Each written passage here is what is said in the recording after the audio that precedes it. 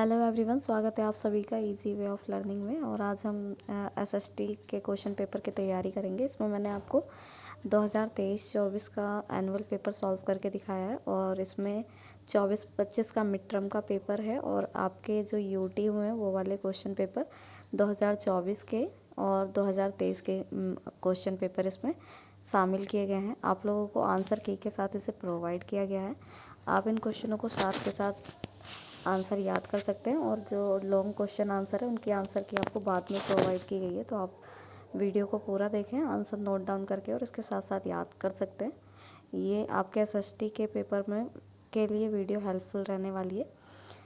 इसी तरीके से क्वेश्चन आंसर उसमें भी रिपीट होंगे, क्वेश्चन उसमें रिपीट क्वेश्चन आएंगे। 23 और 24 के जो क्वेश्चन पेपर है उसमें भी रिपीटेड क्वेश्चन पूछे गए थे, तो इसमें से भी रिपीटेड क्वेश्चन पूछे जाएंगे। इसमें पहला क्वेश्चन आप लोगों को दिया गया है, निम्नलिखित में से कौन शेर ए मैसूर के नाम से प्रसिद्ध था? तो टीपू सुल्तान को शेर ए मैसूर के नाम से जाना जाता था। हिंदी इंग्लिश दोनों में ही क्वेश्चन आंसर आपको प्रोवाइड किए गए हैं, आप दोनों में ही इसे लर्न कर सकते हैं। सेकंड क्वेश्चन दिया गया है, समीर एक 12 वर्षीय लड़का है और एक रसायन फैक्ट्री में काम करता है, उसके किस मौलिक अधिकार का हनन हो रहा है? तो इसमें शोषण के विरुद्ध अधिकार, उसका शोषण किया जा रहा है, तो सी आंसर इसका करेक्ट है। अगला क्वेश्चन है, निम्नलिखित में से कौन सा साझा संपत्ति का उदाहरण है? साझा संपत्ति मतलब होता है जिसको मिलजुल के यूज़ करना चाहिए, तो इसमें सार्वजनिक पार्क जो है वो इसका करेक्ट आंसर है। नेक्स्ट क्वेश्चन इसमें पूछा गया, राज्यसभा में कुल कितने सदस्यों का निर्वाचन होता है? इसका आंसर 243 है। अगला क्वेश्चन बच्चों इसमें मिलान करना पूछा गया है, सही मिलान करके बताना है, इसका आंसर भी इसमें दिखाया गया है। और नेक्स्ट क्वेश्चन में पूछा गया है कि आपको नीचे की लाइनें पढ़ के बतानी है कि इसका करेक्ट आंसर क्या हो सकता है। सुनहरा रेशा किसे कहा जाता है? तो सुनहरा रेशा है जो पटसन को कहा जाता है और ये भारत और बांग्लादेश में जो है इसका अग्रणी उत्पादक होता है। इंग्लिश मीडियम वाले बच्चे भी आंसर मैच कर ले। Who among the following was a famous as Sher e Mysore? तो इसका आंसर ए करेक्ट है, टीपू सुल्तान। अगला क्वेश्चन पूछा गया है, Samir is a 12-year-old boy. He is working in a chemical factory. Identify which of his fundamental right is violated. तो इसका third answer correct है, right against exploitation. Which of the following is an example of common property? Common property कौन सी है? तो public park इसका correct answer है। Next question इसमें पूछा गया है, फोर्थ क्वेश्चन जो है वो पूछा गया, how many member are elected in the Rajya Sabha? Rajya Sabha में मेंबरों की संख्या पूछी गई है, तो इसका जो आंसर है वो 243 है। फिर पूछा गया है, identify the correct match. Correct match करना है आप लोगों को, आंसर इसमें दिया गया है, आप लोग नोट डाउन कर लें। और नेक्स्ट क्वेश्चन इसमें पूछा गया है कि one of the basis of the given feature identify the crop from the option given below. तो इसमें लिखा है, it is also called the golden fibre. Golden fibre jute को कहा जाता है। अगला क्वेश्चन है, शिक्षा को लेकर टैगोर जी का विचार था विद्यालय ऐसे हों जहां बच्चों को खुश रखा जा सके और मुक्त और रचनाशील बनाया जा सके। तो इसका करेक्ट आंसर आपको बताना है, तो इसमें होगा भयमुक्त और रचनाशील विद्यालय, मतलब इसका पहला और दूसरा सही है, तो बी आंसर इसमें करेक्ट है। लोकसभा में सत्ताधारी दल का मुखिया कौन होता है? इसका करेक्ट आंसर प्रधानमंत्री है। बंगाल का विभाजन कब हुआ था? 1905 में हुआ था। निम्नलिखित में से सार्वजनिक क्षेत्र का नाम आपको बताना है, टाटा स्टील है।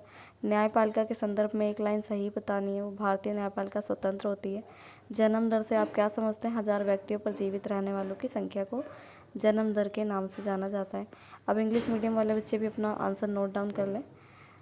इसमें टैगोर जी के आइडिया के बारे में पूछा गया, स्कूल से रिलेटेड है जो, तो इसमें इसका बी आंसर सही है, ओनली फर्स्ट व सेकंड इसका करेक्ट आंसर है। Who is the leader of the ruling party of the Lok Sabha? The prime minister इसका करेक्ट आंसर है। When was Bengal divide? इसका 1905 आंसर करेक्ट है।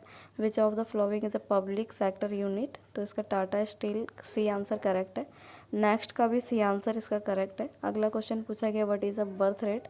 तो the number of live birth per 1000 people इसका correct answer है। फिर उसके बाद में अगला क्वेश्चन इसमें जो पूछा गया है वो पूछा गया है, निम्नलिखित में से कौन सा कथन अनुसूचित जाति और जनजाति के संदर्भ में 1989 के संदर्भ में सही दिया गया है? तो इसका पहला और तीसरा आंसर करेक्ट है, इसमें डी आंसर सही है।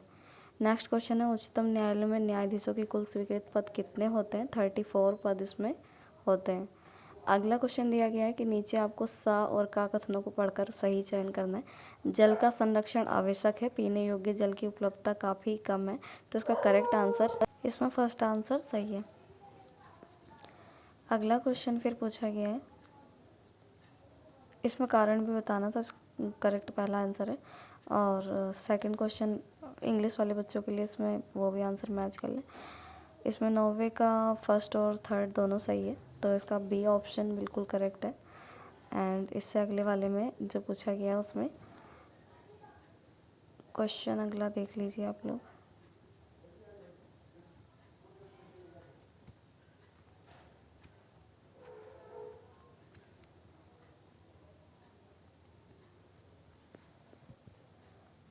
नेक्स्ट क्वेश्चन में पूछा गया है, नेक्स्ट क्वेश्चन का आंसर आप लोग मैच कर लीजिए। फिर उसके बाद खंड खा स्टार्ट हो गया, जिसमें पूछा गया जल संरक्षण हेतु कोई 2 उपाय बताने। जल को संरक्षित कैसे करना चाहिए, पानी कैसे बचाना चाहिए, 2 उपाय पूछे गए हैं। नेक्स्ट क्वेश्चन में पूछा गया वन संरक्षण हेतु कोई 2 उपाय बताइए, वनों का संरक्षण कैसे किया जाता है।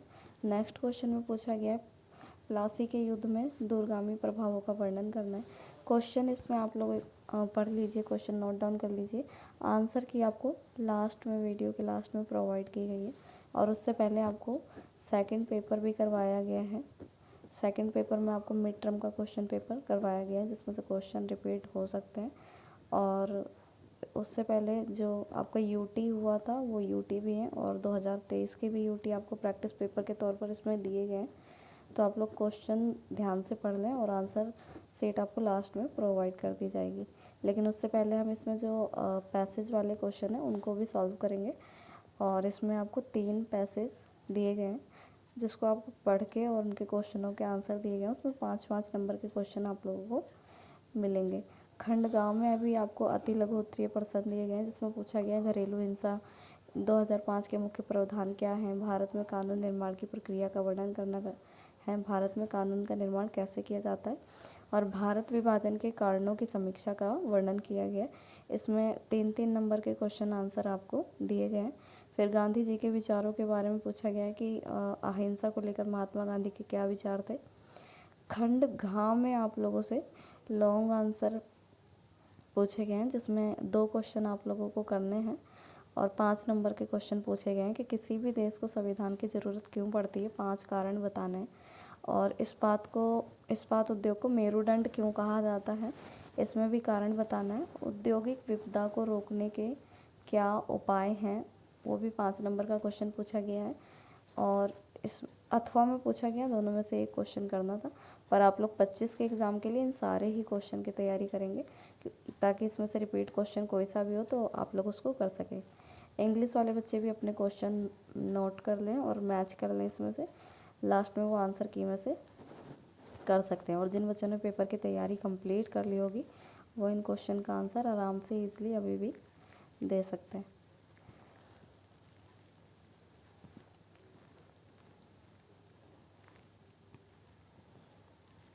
सेक्शन सी में शॉर्ट आंसर ही हैं 3 नंबर वाले जो दिए गए हैं।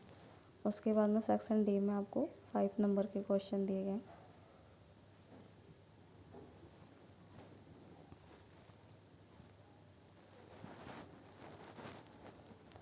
अगला जो है वो केस स्टडी वाले क्वेश्चन पूछे गए हैं। इसमें आपको पैसेज दिया गया है, पैसेज पढ़ना है। पूर्वाग्रह का मतलब क्या होता है बच्चों? पूर्वाग्रह का मतलब होता है पहले से किसी चीज़ के बारे में अपनी राय बना लेना, पूर्वाग्रह कहलाता है। तो इसमें मैंने आंसर का टिक लगा दिया है। बाकी आप लोग डायरेक्ट आंसर लिखना चाहते हैं तो लिख सकते हैं। फिर नेक्स्ट है कि पूर्वाग्रह के क्या कारण हो सकते हैं, मतलब आप किसी के बारे में अनुमान कैसे लगाते हैं। तो किसी के बारे में हम सुन के या उसे देख कर उसके बारे में अनुमान लगाते हैं। अगला क्वेश्चन दिया गया है पर्यावरण का क्या अर्थ है नेक्स्ट पैसेज से। तो पर्यावरण मतलब होता है हमारे चारों तरफ की चीज़ें जिससे हम आवृत हैं, ढके हुए हैं। और अगला क्वेश्चन उसमें पूछा गया था कि 2 कृत्रिम पर्यावरण का नाम बताओ। मतलब कृत्रिम मतलब होता है जो मानव के द्वारा तैयार किया गया हो, तो 2 ऐसे पर्यावरण वाली चीज़ों का नाम बताना था। फिर उसके बाद में जैव और अजैव घटक के बारे में पूछा गया है, वो आपको बताना था। उसी में से पढ़कर मैंने आंसर उसमें पैसेज में ही निशान लगा दिया गया, आप वहाँ से नोट कर सकते हो। फिर उसके बाद नेक्स्ट पैसेज में से ही पूछा गया है कि मुगल बादशाह औरंगजेब के शासनकाल के साम्राज्य में संसाधनों पर अधिक खर्च क्यों हुआ था। तो औरंगजेब की लड़ाई के बाद में संसाधनों पर ज़्यादा खर्च हुआ था। लड़ाई के बाद में संसाधन जो थे वो कम हो गए थे, इसीलिए उन पर ज़्यादा खर्चा करना पड़ा। और कार्यकुशलता का पूछा गया है क्यों कम हो गई थी। तो इसका भी पैसेज में आंसर है, आप लोग ध्यान से पढ़ के आंसर दे सकते हैं। इसका आंसर जो होगा कि खर्च बढ़ने के साथ साथ जो वहाँ का साम्राज्य था, प्रशासन था, वहाँ के अधिकारियों की कार्यकुशलता जो थी वो ख़त्म होने लग गई थी। मनसबदारी का भी आंसर पीछे लगा दिया है पैसेज में, तो आप उसको वहाँ से नोट कर सकते हैं। अगले पैसेज में पूछा गया कि भारत की आज़ादी के बाद में पूर्व में स्थित सबसे पहले इस्पात कारखाने का जो नाम था वो क्या था। तो आंसर भी लगा दिया गया, उसका Tata iron and steel company limited नाम भी लिख के आपको बता दिया गया। जमशेदपुर केंद्र भारत के किस राज्य में स्थित है, झारखंड में स्थित है ये। फिर उसके बाद में पूछा है जो प्राइवेट कंपनियां होती हैं उनकी विशेषता क्या है, तो ये भी बता दिया गया है। नेक्स्ट है कि मैप वाला क्वेश्चन है, तो आप इसको भी पढ़ के मैप में प्रैक्टिस कर सकते हैं पेपर के लिए।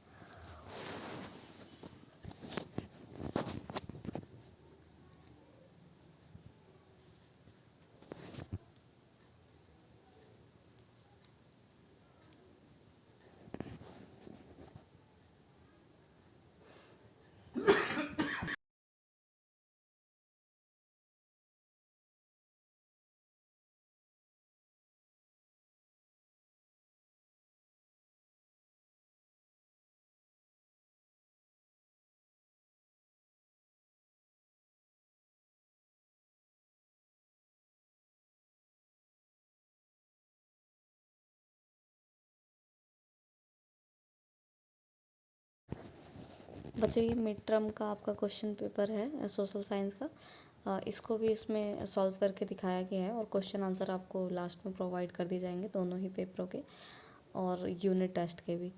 इसमें इस क्वेश्चन पेपर को भी आप लोग ध्यान से देख के प्रिपेयर कर सकते हैं और आप ये भी देखेंगे कि उस पेपर में से इनमें क्वेश्चन रिपीट भी हुए हैं। जैसे पहला क्वेश्चन पूछा गया कि अरुण एक 10 वर्षीय लड़का है और वो किसी फैक्ट्री में काम करता है, तो बताइए उसका कौन से अधिकार का हनन हो रहा है। तो ऐसा ही क्वेश्चन सेम उसमें भी पूछा गया था, तो इसमें शोषण के विरुद्ध अधिकार करेक्ट आंसर है, सी आंसर इसका करेक्ट है।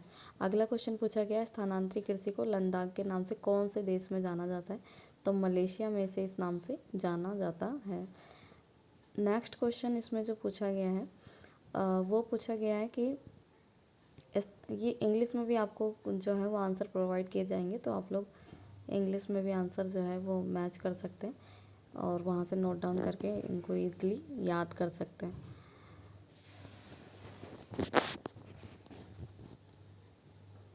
अगला क्वेश्चन पूछा गया सही मिलान पहचानिए, मिलान करना है इसमें आपको। तो मिलान का आंसर आपको करके दिखाया गया कि सरकार के 3 अंग होते हैं। कौन कौन से अंग होते हैं, इसको हर ऑप्शन के सामने आपको दिखाया गया है। सरकार के जो 3 अंग होते हैं वो कार्यपालिका, न्यायपालिका, विधायिका। ये वाला जो ऑप्शन है वो करेक्ट है, सी आंसर इसका करेक्ट है।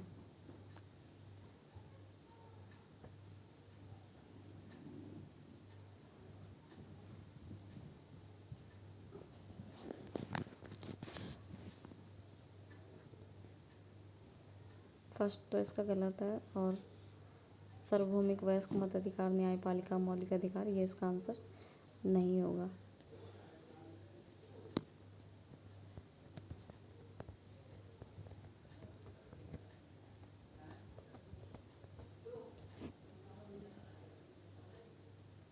अगला इसमें जो क्वेश्चन दिया गया है वो भी सुनहरा रेशा के नाम से पूछा था, पटसन इसका करेक्ट आंसर है। फिर उसके बाद मुझे पूछा गया उसका राज्य सरकार आंसर है। फिर विटीकल्चर को क्या कहा जाता है, अंगूर की खेती को द्राक्षा कृषि या विटीकल्चर के नाम से जाना जाता है। अगले क्वेश्चन में पूछा गया निम्नलिखित में से कौन सा जल संरक्षण का उपाय है, तो इसमें पहला और दूसरा दोनों सही हैं, वर्षा जल संरक्षण और खराब नल के पानी को संरक्षित करना। सारे क्वेश्चनों के निशान लगाए गए हैं, आप इसमें से देख कर भी लिख सकते हैं इनको।